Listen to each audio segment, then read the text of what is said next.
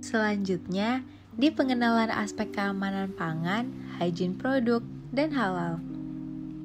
Keamanan pangan diselenggarakan melalui yang pertama, sanitasi pangan. Yang kedua, pengaturan terhadap bahan tambahan pangan.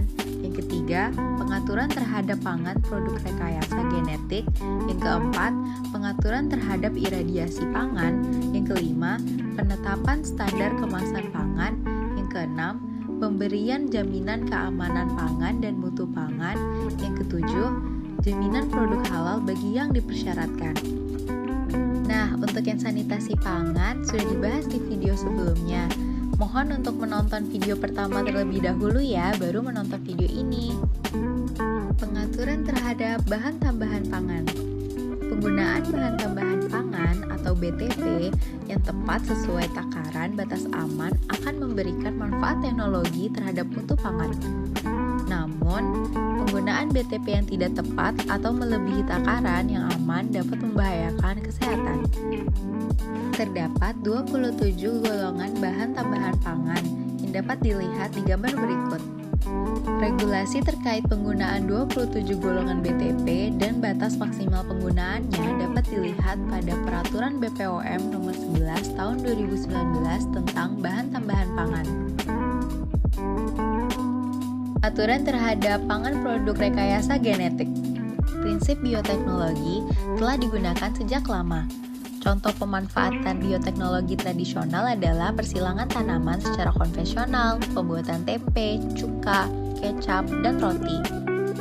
Pangan produk rekayasa genetik atau PRG mencakup pangan olahan yang diproduksi, bahan baku pangan, bahan tambahan pangan, dan atau bahan lain yang dihasilkan dari proses rekayasa genetik. Namun, pemanfaatan pangan PRG mengundang kekhawatiran bahwa pangan tersebut mungkin dapat menimbulkan resiko terhadap kesehatan manusia, antara lain alergi, adanya transfer gen, dan menimbulkan penyakit seperti kanker, AIDS, dan flu. Oleh karena itu, kemungkinan timbulnya resiko perlu diminimalkan melalui pengkajian yang dilakukan dengan pendekatan kehati-hatian atau precautionary approach. Pengaturan terhadap iradiasi pangan. Iradiasi pangan adalah metode penanganan pangan baik dengan menggunakan zat radioaktif maupun akselerator. Manfaat iradiasi pangan adalah mengurangi mikroorganisme patogen sehingga dapat mengurangi penyakit infeksi. Yang kedua, dekontaminasi bumbu, rempah, dan lainnya sehingga tidak merusak rasa dan aromanya. Yang ketiga, memperpanjang masa simpan sehingga frekuensi transportasi distribusi pangan berkurang. Yang keempat, mencegah serangan atau disinfestasi serangga. Yang kelima, menghambat pertunasan. Yang keenam, ekonomis, tidak banyak pangan yang terbuang karena busuk. Terdapat 3 sumber radiasi yang boleh digunakan. Yang pertama, sinar gamma dari radionuklida kobalt 60 atau cesium 137. Yang kedua, sinar X yang dihasilkan dari mesin sumber yang dioperasikan dengan energi pada atau di bawah 5 megaelektrovolt. Yang ketiga, elektron yang dihasilkan dari mesin sumber yang dioperasikan dengan energi pada atau di bawah 10 megaelektrovolt. Penetapan standar kemasan pangan.